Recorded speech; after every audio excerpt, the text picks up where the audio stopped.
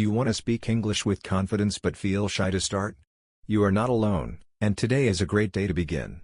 Small steps can change your life, and one small step today can help you speak better tomorrow. Welcome to English Learning Sphere. This channel is here to help you speak English easily and confidently. Let's learn together with simple stories and clear speaking practice. One morning, a boy wakes up early. The sun is bright, and the sky is blue. He feels calm and ready for the day. He opens the window and smiles at the morning light. The boy wants to learn English today. He takes his notebook and a pen. At first, English feels hard, and he makes a mistake. He feels a little sad, but he does not stop. He takes a deep breath and tries again.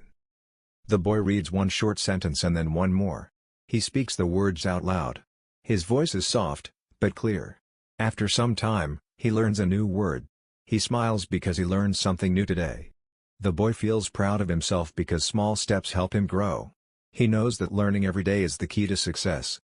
Thank you for watching, and if you want to speak English with confidence, please subscribe to English Learning Sphere and learn with us.